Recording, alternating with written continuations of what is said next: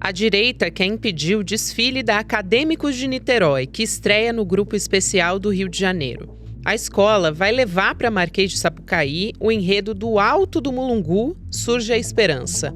Lula, o operário do Brasil. O tema foi escolhido em julho de 2024 e o samba enredo foi apresentado em setembro do ano passado. A Acadêmicos defende Lula como o político mais bem-sucedido do seu tempo e destaca a trajetória dele como ex-operário e líder sindical, eleito 3 vezes presidente. O samba enredo nem entrou na passarela e já foi parar na justiça. Na esfera federal, 2 ações populares contra o presidente Lula e contra a escola, por causa do enredo, foram rejeitadas. Para a justiça, não há prejuízo contra o interesse público. Outras 2 ações foram rejeitadas no Tribunal Superior Eleitoral. A relatora do caso, a ministra Estela Aranha, diz que não é possível seguir adiante com o pedido porque os fatos ainda não aconteceram, mas que isso não significa que no futuro os ministros não possam analisar as condutas dos que foram citados. E segundo argumentam essas ações, isso extrapolaria o limite da homenagem cultural, representando uma pré-campanha eleitoral. E existe ainda a discussão sobre o repasse do dinheiro público. Nesse ano, o governo federal liberou 12 milhões para a Liga das Escolas de Samba do Rio. Cada escola do Grupo Especial vai receber R$ 1 milhão. Sexta-feira, 13 de fevereiro de 2026.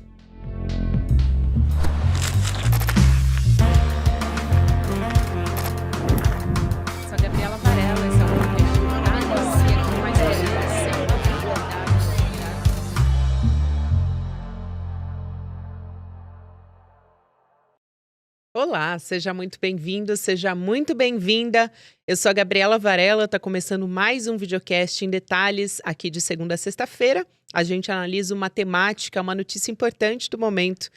E já que estamos falando de carnaval, a gente vai discutir uma história que está gerando diversas repercussões jurídicas e também, claro, discussões no âmbito cultural. Eu vou conversar com a advogada Maíra Recchia, que preside a Comissão das Mulheres Advogadas da OAB de São Paulo, também é membro do Observatório da Democracia da Advocacia Geral da União. Doutora Maíra, seja bem-vinda, é um prazer te receber mais uma vez. Obrigada, Gabi, obrigada a todas as pessoas que nos acompanham. É uma honra, uma alegria estar aqui com vocês falando desse tema tão pulsante nessa semana. Com certeza, e é uma alegria sempre te receber, doutora Maíra. Primeiro, antes da gente entrar nas decisões, aliás, tem uma decisão bastante recente do TSE, mas antes disso, quero trazer a sua análise do ponto de vista de como a Constituição garante a livre expressão artística, intelectual também, independentemente de censura. Por outro lado, tem partidos parlamentares de oposição alegando que o enredo da Acadêmicos de Niterói, que está homenageando o presidente Lula nesse ano, configura uma propaganda antecipada. Então, antes de entrar nos meandros jurídicos todos, eu queria que você explicasse, no seu entendimento, se existe algum conflito entre a legislação eleitoral e a Constituição, de alguma maneira, nesse caso, se elas entram num conflito. Bom, primeiro é importante a gente falar da livre manifestação do pensamento, da liberdade artística, quando a gente fala de ensino, da liberdade de cátedra, sendo livres de qualquer tipo de censura. Então, esse é um direito fundamental da nossa Constituição de 88, a nossa Constituição cidadã, né, que garante essa liberdade artística, inclusive para proferir homenagens dentro da nossa cultura brasileira. O direito eleitoral, por outro lado, ele vai se preocupar em garantir a todo aquela que querem concorrer na corrida eleitoral um equilíbrio, né? Uma garantia de equilíbrio entre os concorrentes, uma igualdade de oportunidades. Então, por essa razão, a gente tem, dentro do direito eleitoral, seja na Lei 9.504 de 97, que a gente chama da Lei das Eleições, seja na Lei Complementar 6490, que vai falar das inelegibilidades, vai falar de abuso de poder político, abuso de poder econômico, uso devido dos veículos de comunicação social, justamente alguns regramentos para garantir essa igualdade de oportunidade entre os concorrentes. Quando a gente fala da lei das eleições, a gente vai falar do que vale para propaganda eleitoral no período da eleição e o que vale na pré-campanha, que é exatamente o momento que nós estamos agora, e a Lei 6490 vai falar de eventuais abusos. Então, você tem uma regra geral, constitucional, que garante, né, essas liberdades, mas você tem no recorte eleitoral algo que pode limitar essa liberdade, se o caso, se incidir, nessa questão de igualdade de oportunidades. Do jeito que a coisa está posta por enquanto, não vejo como atrair a questão de uma propaganda eleitoral antecipada, né, que pudesse ensejar uma censura à escola de samba, por uma série de razões, né? A primeira delas é que quando você tem o repasse de recursos financeiros para essa escola, não foi um repasse direcionado apenas para essa escola, foi um repasse direcionado a todas as escolas, e a Embratur ela não consegue avaliar qual é o enredo de cada escola para falar, olha, eu vou transferir a você e não vou transferir a você porque não gostei do enredo, ou então gostei mais de outro enredo. E isso sim seria uma desigualdade até no financiamento dessas escolas, né?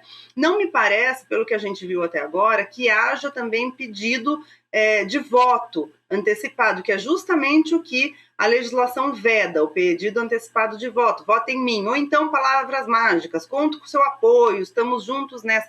Não identifiquei isso no samba enredo da escola de samba. Então, vai depender muito do que vai acontecer agora no desfile. Justamente, é nesse sentido que o Tribunal Superior Eleitoral se posicionou. Antes de entrar na questão de uma outra decisão, até que saiu primeiro, eu vou trazer essa que é a mais recente, o TSE rejeitando por unanimidade essas liminares dos partidos Novo e Missão, que estavam tentando barrar o samba enredo, e sob o argumento da ministra relatora, a Estela Aranha, de que não se pode julgar fatos que ainda não ocorreram. Acho que vai na mesma linha do que você acabou de falar, né, doutora Maíra? E a presidente da corte, a ministra Carmen Lúcia, foi bastante enfática, por outro lado, ao dizer que essa decisão não é um salvo-conduto, então que o carnaval não pode ser uma fresta para ilícito eleitoral. E ela até falou que era, quando ela se posicionou a respeito disso, não se parece essa situação com areias claras, mas areia movediça. Então dá bastante o tom. Ela diz que quem entra sem saber o final. Me pareceu que foi algo para expressar que não se sabe, né, que as coisas podem sair do controle, enfim, que ainda não se sabe exatamente como é que vai ser e não tem mesmo como, né, só no dia do desfile. Mas do ponto de vista técnico, como é que você interpreta esse posicionamento, essa postura do TSE, que me parece que está esperando para ver, né, ou dizendo, olha, a gente tem que esperar para ver. Protege contra uma censura prévia, mas dá algum tipo de insegurança jurídica também, já que abusos eventualmente podem ser punidos depois, né, com investigações ou enfim, a depender do que acontecesse eventualmente.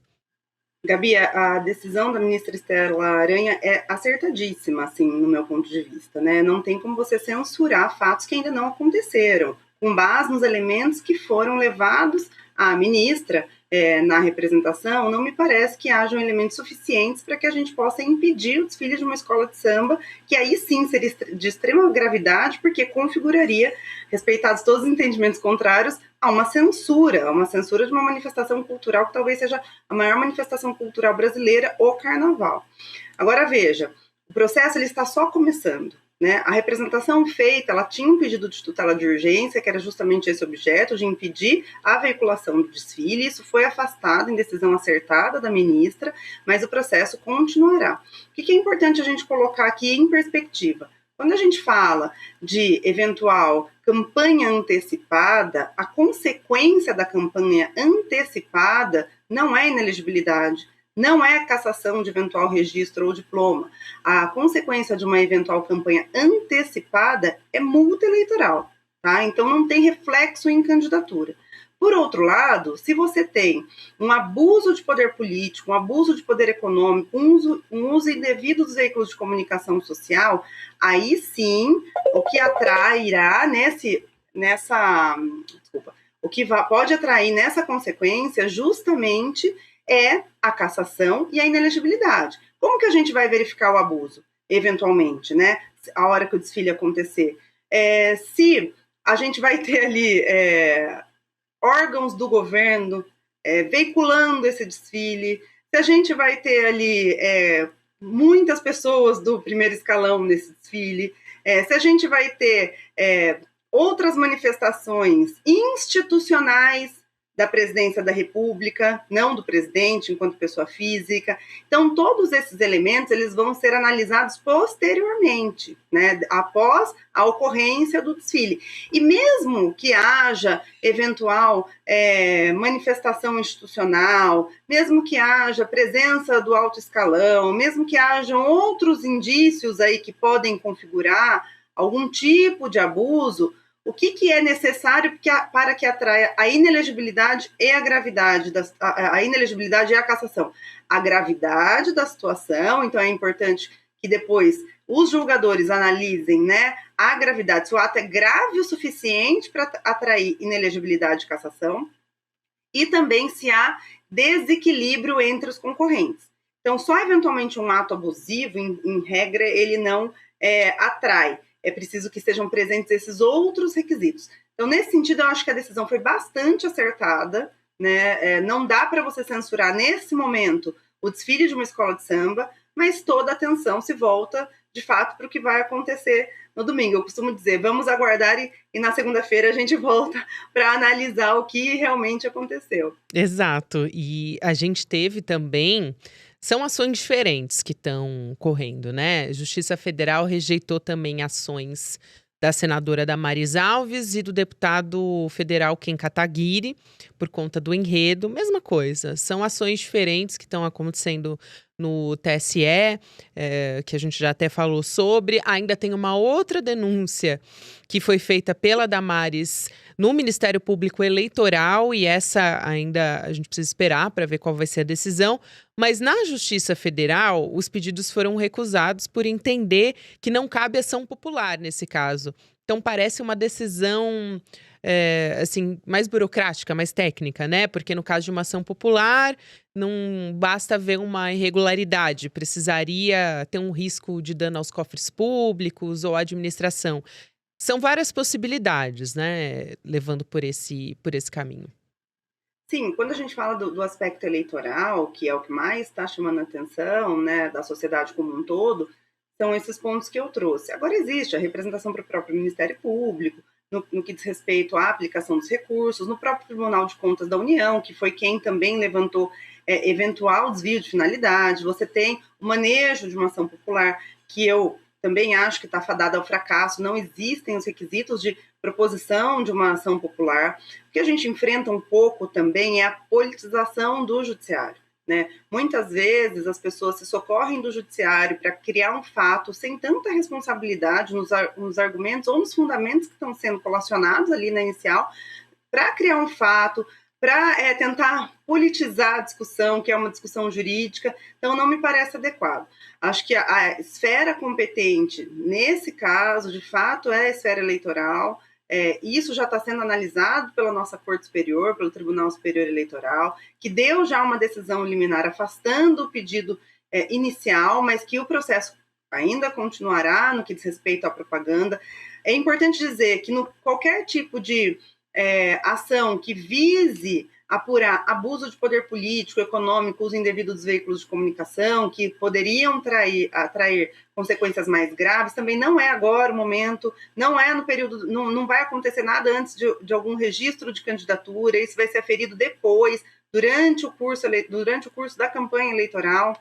Então não teremos, ainda que julgada procedente a ação, grandes impactos nesse momento, a não ser que seja aplicação de uma multa eleitoral. Mas também não acredito. Acho que a coisa, do jeito que ela se delineou até agora, não me parece que haja a necessária intervenção do judiciário, seja para aplicação de multa, seja para qualquer outro tipo de consequência ao final. E volto a repetir, no âmbito eleitoral, embora as pessoas estejam se socorrendo de outras esferas, eu costumo sempre dizer, a nossa Constituição Federal, ela garante o acesso à justiça, garante o acesso às autoridades. Isso não quer dizer que aquela ação que foi proposta, ela fatalmente será julgada procedente, Mas o recorte adequado para a discussão da matéria é o recorte eleitoral. Muito bom. E, doutora Maíra, tem uma questão que está sendo levantada pelos advogados, que você até citou aqui, que seria um pedido explícito de voto, né? Que a propaganda eleitoral antecipada exige, que se chama pedido explícito de voto mesmo, conceitualmente. Uma coisa é, como a Justiça Eleitoral tem interpretado manifestações políticas em grandes eventos populares, que é o caso do Carnaval, e a outra é como garantir que uma manifestação cultural como essa não saia de controle, né? Até porque, claro, não foi o Planalto que decidiu, que escolheu por esse tema. É uma escola. Mas estar presente ali, que poderia ter uma consequência, ou enfim, mesmo não sendo a figura do presidente Lula, mas sendo a primeira-dama, sendo ministros, tanto a Janja quanto a ministra Aniele Franco estiveram em ensaio técnico da Acadêmicos de Niterói. Então, levando em conta esse histórico, o que poderia ter de consequência eleitoral caso alguma coisa saia do controle ali? O que poderia sair do controle, né? Quando a gente vai falar da pré-campanha e da propaganda eleitoral antecipada, que é esse pedido explícito de voto, que a própria resolução e a lei eleitoral prevê, o que o tribunal tem entendido? Não só aquele pedido, vote em mim, mas ele tem entendido também que estão proibidas as palavras mágicas. Conto com seu apoio, isso é uma construção jurisprudencial, inclusive. Conto com seu apoio, vamos juntos até a vitória, e outras que estão ali, o pedido implícito de voto como sendo palavra mágica. Para você conseguir responsabilizar o pré-candidato ou a pré-candidata, precisa configurar o conhecimento prévio desse pré-candidato ou dessa pré-candidata dessa manifestação em seu favor, quando não é ele mesmo que está fazendo uso da palavra mágica ou do uso do pedido de voto direto. Então, precisa ser um pedido dele? Essa é uma questão, né? Porque é isso. Você tá ali no evento cultural, tem outras pessoas que vão subir junto no carro, seja lá o que for, vai se pronunciar para a imprensa. Pode ser alguém que esteja junto com ele também. Como é que isso funciona, né, na avaliação jurídica posterior? Para você conseguir responsabilizar o pré-candidato, você tem que comprovar a anuência prévia, o conhecimento e a anuência prévia dele. Ele sabia que a pessoa ia falar aquilo. O apoiamento espontâneo do eleitorado, ele não é tutelado. Né? Então, o apoiamento espontâneo, as pessoas elas podem se manifestar suas predileções. Isso não é tutelado pelo direito, senão a gente, de novo, está falando de uma ampla censura. Agora, para você responsabilizar o pré-candidato ou a pré-candidata, você tem que comprovar que a pessoa sabia que aquilo ia ser dito e anuiu com aqueles dizeres, né? Fora isso, não tem como você responsabilizar, senão fica muito fácil. Até a oposição pede voto para o seu oponente para entrar com pedido de multa eleitoral, entendeu? E falando que ele era o beneficiário direto. Então, a gente enfrenta essas discussões também dentro da sistemática eleitoral. Eu não vejo, se o presidente não proferir o pedido expresso de voto ou o uso de palavras mágicas, não vejo como ele ser responsabilizado. Acho que é algo muito que a gente vai perceber ali depois, o que vai ser dito, como que vai se transformar, vai transcorrer esse desfile, se vai ter uso mesmo de pedido de voto direto, ou se tem uso de palavras mágicas para tentar colocar isso, né, nessa representação para ver se ela vai ser julgada procedente ou improcedente. Pelo que eu vi até agora, não identifiquei nenhum tipo de ilícito eleitoral. Mas, repito, vamos esperar domingo para a gente saber o que pode acontecer. Pois é, doutora Maíra, eu me lembrei até daquele evento do Lollapalooza, em 2022, né? Que a Pablo Vittar, por exemplo, foi uma das artistas que teve uma espécie assim, de decisão naquele momento. Foi o PL, enfim, partidos que foram ao TSE para dizer que estava acontecendo uma campanha eleitoral antecipada, porque a Pablo levantou ali a bandeira do Lula no Lollapalooza, e aí depois no TSE acabou se vetando a participação, a manifestação eleitoral, na verdade, desses artistas que estavam participando de eventos. Então foi um assunto que levantou muito questionamento naquela época, né? E pegando aqui casos específicos do Carnaval, por exemplo, eu fui buscar casos na nossa história, né? Acho que você tem muito mais conhecimento do que eu, Maíra, mas me recordei de um caso. Eu vou só retomar aqui para a edição não pegar. Eu me recordei de um caso em 2006, perdão, em que o PT tentou barrar bonecos de uma alegoria do então governador Geraldo Alckmin, do então prefeito José Serra.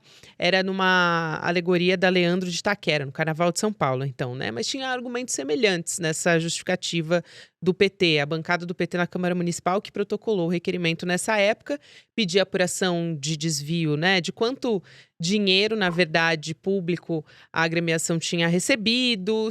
O partido buscou também a justiça por uma suposta infração à legislação eleitoral e tal.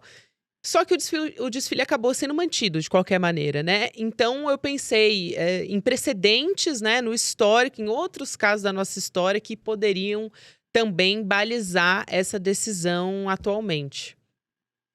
Olha, na questão da Pablo, salvo engano, era uma questão de show e a gente tem vedação expressa de showmício, que é o que eles também têm discutido agora, que o desfile de carnaval poderia ser equiparado a um showmício, né? Então, por isso que isso não está na representação, mas pode ser uma discussão que a gente vai enfrentar ali na frente. Com relação às escolas de samba, a gente já teve mesmo essa do Michel Temer, a gente já teve o próprio presidente Lula sendo homenageado pela Gaviões da Fiel. Salvo engano, a presidente Dilma também foi homenageada pela Vai Vai.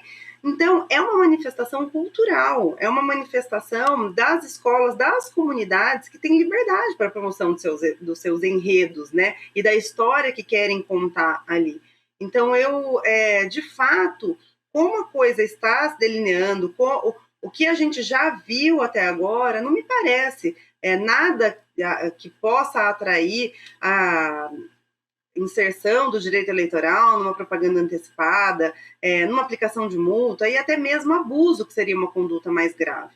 E a gente já tem mesmo esses precedentes anteriores, seja de escolas de samba, seja também no que diz respeito à manifestação de artistas. Hoje a gente enfrenta, Gabi, outros pontos também que acho que merecem atenção, e o direito eleitoral ele vai se aprimorando também, como você bem trouxe esse precedente da Pablo. A gente tem influenciadores digitais que acabam se manifestando também em prol aí na campanha eleitoral de determinada candidatura, sendo que são verdadeiras pessoas jurídicas, né? Essas pessoas, muitas vezes, elas têm todo um arcabouço aí de pessoas trabalhando para elas, também ali em suas redes, fazendo uma série de postagens, e a gente ainda não enfrentou essa matéria, né? Pessoas jurídicas não podem, obviamente, fazer propaganda eleitoral, eles não podem doar para as campanhas, mas a gente tem esses influenciadores, tem milhões de seguidores que funcionam como pessoas jurídicas, mas são vistas como pessoas físicas. Nós estamos agora no momento de discussão das novas resoluções, né? Salvo engano, começou na semana passada, para ver quais as regras serão aplicadas de maneira mais pormenorizada para essas eleições. Nada que diga respeito ao desfile da escola de samba, essa legislação ela já está bastante posta, tanto a lei das eleições quanto a lei 6490, mas o direito ele também vai se aprimorando com os casos em concreto. Por enquanto, não vejo nenhum tipo de impacto no desfile, mas vamos esperar segunda-feira para ver se realmente não vai ter nenhum pedido expresso e se não vai ter nada de abuso, né, que possa ir com a devida gravidade ou causando desequilíbrio, atrapalhar os outros candidatos e pré-candidatos. O que eu posso dizer é, como você bem trouxe, não é novo, não é algo novo na nossa cultura. Outras escolas já fizeram essas manifestações também. E, doutora Maíra, para a gente fechar muito rapidamente, eu queria trazer um argumento que eu vi na imprensa tradicional, uma discussão, na verdade, que eu queria desmontar. Me pareceu totalmente sem pé nem cabeça, mas eu queria ouvir quem entende. Que é a demonstração de um receio de que esse desfile pudesse ser enquadrado no mesmo precedente ou num precedente parecido do que tornou Jair Bolsonaro inelegível por uso da máquina pública. Existe um paralelo real? Porque é um desfile de escola de samba e, no outro caso, é o uso de instalação oficial para ataque ao sistema eleitoral, né? Para começar, enfim, dá para a gente falar muito sobre isso, mas teve uso de TV estatal, né? A Marquês de Sapucaí não é o Palácio do Planalto, é administrado pela prefeitura, enfim, tem várias questões que estão implicadas, me parece, né? São completamente diferentes. Completamente diferentes. Aqui você tem uma escola de samba, uma manifestação cultural independente, que não tem a participação direta do presidente Lula em nenhuma etapa, que você não tem o uso da máquina pública, né? Você não tem absolutamente nada no Palácio do Planalto com relação à escola, e o fim é justamente a cultura popular e a manifestação da liberdade artística dentro de um desfile de escola de samba. Esse é um ponto. O que a gente viu com o ex-presidente Jair Bolsonaro é completamente o oposto.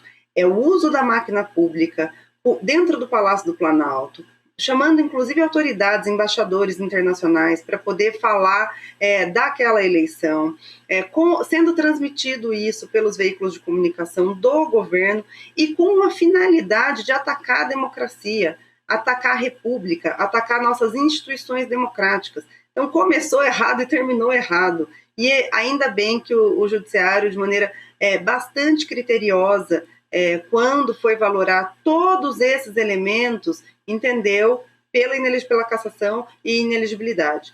Agora a gente está falando de uma outra situação, de uma escola independente que tem um samba enredo que homenageia uma figura pública, que tem uma trajetória pública e política, mas também pessoal, que não tem nenhuma participação, que se tem notícia até agora, do governo, da instituição, do Palácio do Planalto, de qualquer coisa que esteja ligado ao precedente anterior, né, de Jair Bolsonaro. E o que foi feito ali de financiamento foi feito para todas as escolas.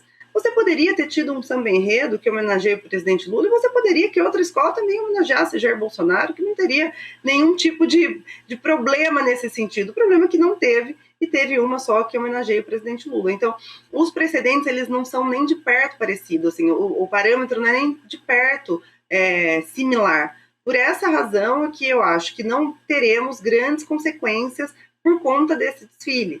Agora, no caso de Jair Bolsonaro, era o uso da máquina pública pura e simples em prol de duas coisas: uma candidatura e o ataque ao regime democrático. Muito claro, doutora Maíra Recchia. É sempre um prazer te receber aqui no ICL, no Em Detalhes também. Obrigada, um beijo, até uma próxima. Obrigada, Gabi, obrigada pelo convite, um beijo a todas as pessoas, até a próxima. Até. Doutora Maíra Recchia conversando aqui junto com a gente. Eu quero deixar um recado para você nos acompanhar num evento totalmente inédito e novo aqui no ICL. É um lançamento ao vivo que vamos ter no dia 26 de fevereiro. O Eduardo Moreira vai te apresentar o Oráculo ICL, uma plataforma 100% nova e personalizada de aprender e colocar em prática todo o conhecimento dos pensadores do ICL. Então, se você quer ampliar sua visão de mundo e também num debate, se sentir preparado, tudo isso você vai aprender junto com a gente no Oráculo ICL. Se inscreve, deixa o seu e-mail em detalhesicl.com.br que você vai ser avisado que o nosso evento está começando, mas já deixa anotado na sua agenda o dia 26, que é uma quinta, 8 horas da noite. Obrigada, agora a gente segue para a nossa programação. Depois você pode ouvir também o Em Detalhes em qualquer momento do seu dia nas plataformas de áudio. Tem conteúdo novo de segunda a sexta. Para você que está me acompanhando no YouTube, agora tem Mercado Investimentos e depois o rolê. Tchau, tchau. Visualiza aqui a situação. Você está no encontro da família, você está na mesa do bar com os amigos da escola ou da faculdade e de repente surge um daqueles temas polêmicos. E aí você está lá do outro lado, a tia do Zap, o cara da extrema direita, não sei o quê, e começa a argumentar do lado dele, você puxa os seus argumentos, a discussão começa a elevar ali o tom, a temperatura, e você precisa de uma grande cartada para inquestionavelmente ganhar aquela discussão. Pois é, o ICL criou uma ferramenta que vai te dar esse superpoder. É como se no meio da discussão você pudesse trazer para o seu lado o João César Castro Rocha, o Gessé Souza, a Marilena Chauí, o Michael Sandel, o Domênico de Masi, os maiores professores e professoras do mundo, mas de uma maneira rápida, prática e detalhe, pessoal. É uma ferramenta que não existe no mundo e é fruto de mais de um ano de trabalho de uma equipe enorme do ICL. Ela muda o jogo completamente. Ela se chama Oráculo ICL e vai ser revelada no dia 26 de fevereiro às 8 horas da noite. Todos os dias, as principais notícias do Brasil e do mundo direto no seu WhatsApp, com informação de qualidade e sem fake news. Escaneie agora o QR Code e entre para o canal do ICL Notícias. Informação que importa onde você estiver.